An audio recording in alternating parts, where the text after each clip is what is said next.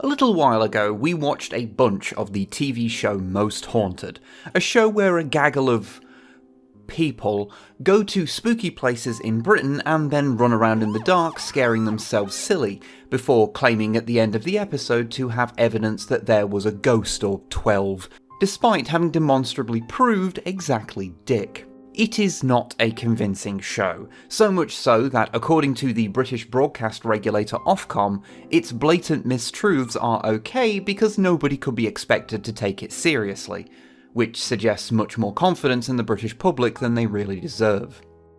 Now, we'd be lying if we said we believed in ghosts ourselves, so we weren't in any danger of being suckered in by Most Haunted anyway. We were watching it and having fun spotting who in the cast of any given episode was the one tasked with making the others jump, and just generally having a sensible chuckle about the absurdity of it all. And regardless, given some of the people on the show, even if you do believe in ghosts, Most Haunted only undermines your position. Mary loves Dick. Mary loves Dick. But watching it got us thinking. There's always a bunch of places that are said to be haunted in any city, and we live in Derby, one of the places that claims to be the most haunted in the UK. So we thought, why don't we visit a bunch of these haunted places for Halloween? For almost Halloween content. Now we could have done organised ghost walks, those do exist here, but those feel like they're stacking the deck, taking you to a place in the dark and telling you all about the ghostly activity that goes on there. If these places are really haunted, then they shouldn't only appear as such to those that are paying to feel something, you know? Plus we didn't have the 90 quid to stay in the haunted jail overnight, even if it does come with a pie and mushy peas. What even is Britain? So armed with our phone cameras, a cheap EMF reader, and the kind of free time that being childless YouTubers affords, we looked through the various lists online for places that are supposed to be chock full of ghosts, and selected a handful of them that we could visit, take an EMF reading, and generally hang around in long enough to see if we got a spooky feeling. Oh, and for those who aren't aware, an EMF meter is a device that can show you the strength of an electromagnetic field in an area. They have a lot of mundane uses, but it is believed that electromagnetic activity can be evidence of the paranormal. And so, they're a common and easily available part of a ghost hunting kit. Although it should be noted that given the prevalence of modern technology, and therefore things that produce an electromagnetic field, it's not so difficult to have something set one of these things off, but don't worry about it, it's fine. Probably won't come up. Now this first batch of places are all pubs, and as such we didn't film too much while we were inside them, partially because it was, you know, the Friday before Halloween, so they were pretty full and filming people is kind of rude. But also because I didn't really want to have to explain to anyone, oh no, we're just making a YouTube video about ghosts. It's embarrassing enough having to explain to our family what we do for a living. First we went to Joro's, formerly Lafferty's, formerly the George, a pub that does at least have a fairly sensible reason for people believing it's haunted, since some workmen in 1994 found a human skull under the basement. It's probably been there since the place was built around 1693, so it's not like that worrying, you know, beyond the inherent worry of finding a skull. Still, since then there's been reported poltergeist activity, with glasses moved on their own, objects being hurled at the staff, and even a couple of apparitions have been spotted. Well, we didn't see anything like that. Sorry. It was honestly just a very normal little place to drink. Fairly uneventful, apart from some drunk lesbians singing along to Hungry Eyes in the corner, and God bless them for that. Do you feel a ghostly presence right now? Oh, yeah. Feeling summer. However, we did get a real solid reading from the EMF reader around here where we were sitting, and we weren't close to any electronics as far as we know, which is more interesting than spooky, but honestly we'll take what we can get. Leaving Joro's and going around the corner, we reach The Bell, or to give it its full title, the Old Bell Hotel, which is a lovely looking old coaching inn built in 1650. It's been a lot of things over the years, but it's currently a pub with a bunch of event rooms. Although we most remember it as a gig venue. In fact, our band played there quite a few times. One time supporting Big D and the Kids Table. If you're not into third wave ska, don't worry if you don't know who they are. But they were very nice. The Bell was a great venue to play at. I really miss it. The building is said to be haunted, mostly, by various maids who worked there over the years, especially in room 29 where one was said to have hung herself. Although, when Most Haunted came here during their second season, the alleged psychic Derek Acora seemed to meld that story with a separate story of another maid who was apparently murdered. From what we can tell, Acora added the detail that the murdered girl was pregnant, which the current Bell's website attributes to the maid who hung herself instead. It's not super clear what's going on there. Also, I'm not just being petty calling Acora an alleged psychic. He was later ejected from Most Haunted after he was proved to be lying about stuff by another person on the show. Derek is the kind of guy who claimed to be getting psychic messages from Madeleine McCann and did a live TV seance to contact Michael Jackson after his death, if you want to know how classy he was. Fun fact, I actually know someone that went to one of Derek Acaro's live shows, and about halfway through, a rather drunk man stood up and yelled, "You're full of shit, Acara," and then stormed out. That man is my hero. Our visit was unremarkable, as you can imagine. The only spooky thing was how different the place was to how we remember it, and there was nothing electromagnetic to report. Yeah. That doesn't seem to want to do anything. We will, however, say that one time our band played at the Bell, the band room was infested by hundreds, possibly thousands of blue bottles. So even if there's no ghosts, we do admit that there is a possibility that at some point in the past it was haunted by Beelzebub, Lord of the Flies. Finally, for the pubs, we have the Ye Olde Dolphin Inn, which I always heard was the most haunted building in the UK. This one is again unsurprising in its claim to haunted status, considering half the property used to be where a doctor would dissect the corpses of executed criminals. Grim stuff. It's a fairly wonky building with no line in it feeling particularly straight. It was built before the invention of the spirit level, after all. I checked. And when combined with the spooky passage running through it, showing where the two properties were combined, the whole thing feels like it's resisted modernisation in a way the other buildings we looked at haven't. It very much feels like it's from another time. So, with its history and its appearance, it's not shocking that it's racked up a lot of ghost sightings. A boy on the stairs, the Grey Lady, the Flying Scotsman. I assume they mean, like, a Scottish man who can fly, because the train is kind of big. I don't think it'll fit. And there's even a ghostly girl living in the cellar. Basically, if you want ghosts, the Dolphin has a fine selection. However, to the casual visitor, this place is just a very English pub. Like, we had to split a bag of crisps on the table just to feel like we could fit in. It just didn't feel right otherwise.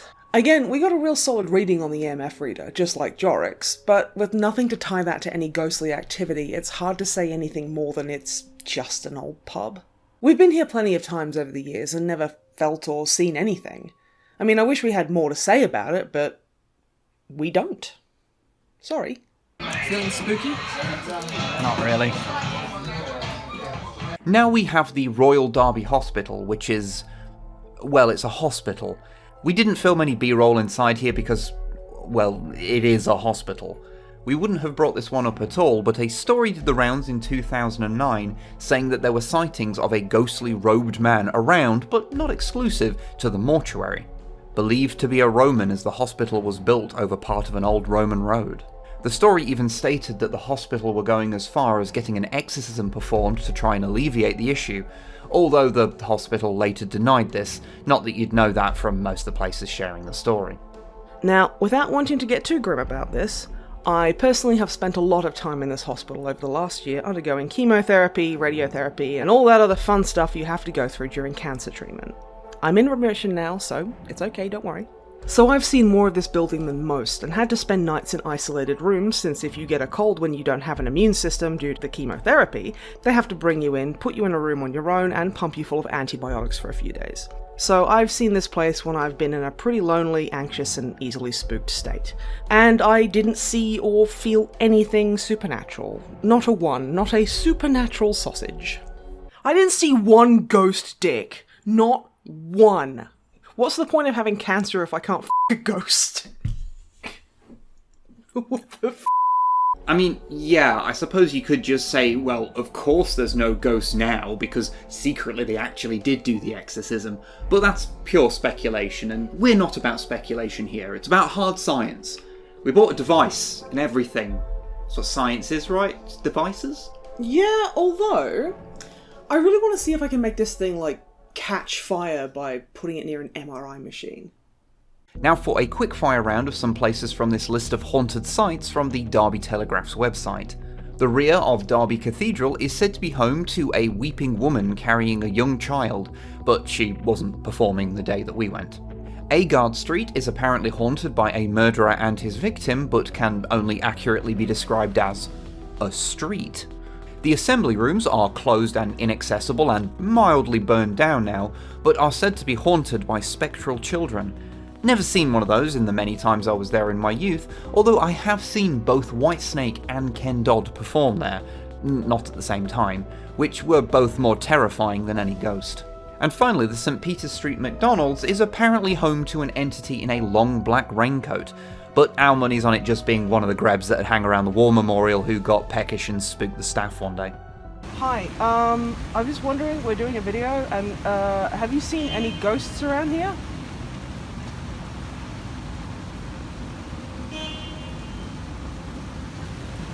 Thank you for your time.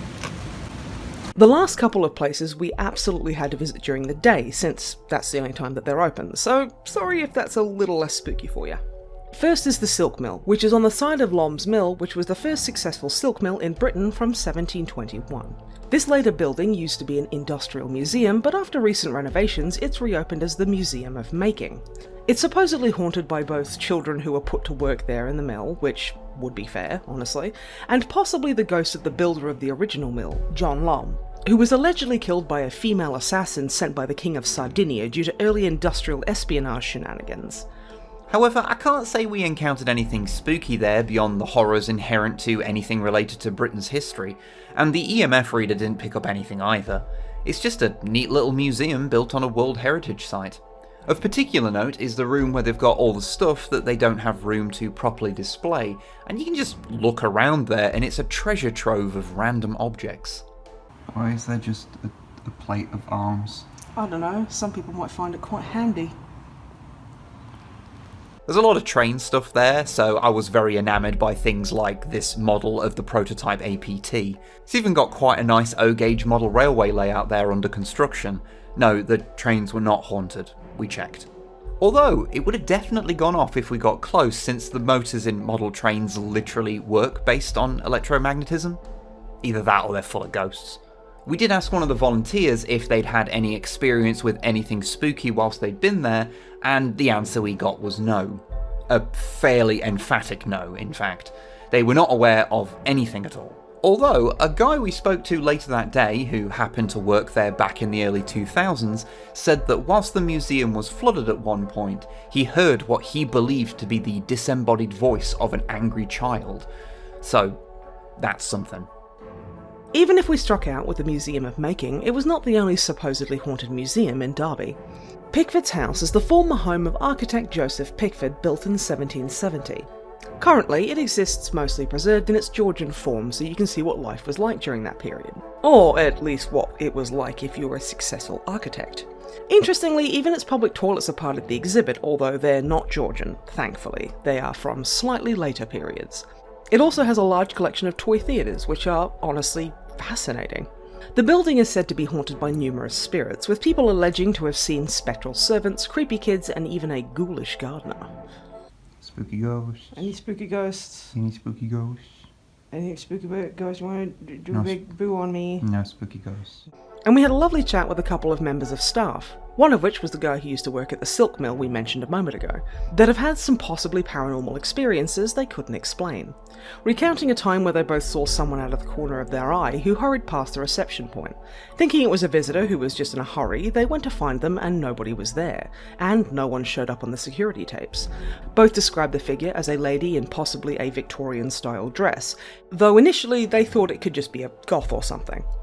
They also said they'd experienced occurrences of suspicious footsteps or movement around the house that they couldn't explain. Despite this, they remained open-minded to the actual origins of these things. Maybe they're ghosts, maybe they're not. They did also tell us that it's often alleged that a ghostly man would stand at the top of the stairs, but that was mostly somebody who used to work at the museum who would put a mannequin up there just because he thought it was funny. The joys of a museum being in the middle of a city. Just some old mattresses.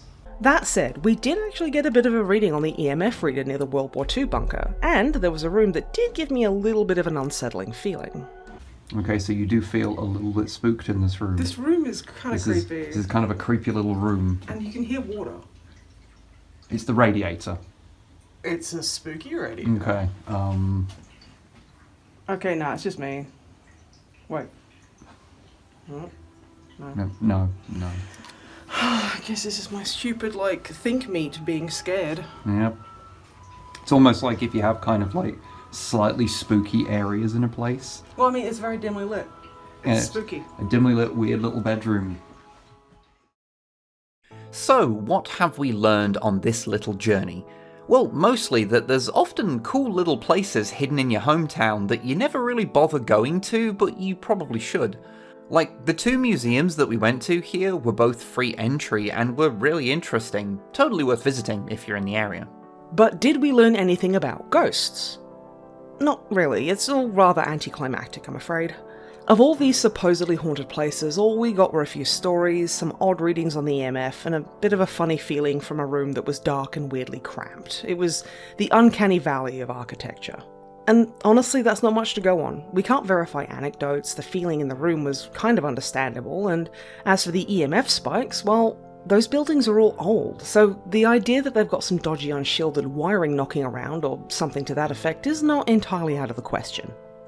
Although, ultimately, we are not believers in ghosts, so even if we did see or feel something, our first instinct would be to find any other thing it could be. An event would have to be pretty unambiguously spectral for us to assume a paranormal origin. Whereas if you do believe in them, then it could be a ghost is a perfectly reasonable explanation for some of the peculiar things that go off in our world. And we did not visit these places whilst we were alone in pitch darkness like a ghost hunting show would, which would certainly heighten emotions. Even your own home can feel full of terrors when you can't see much.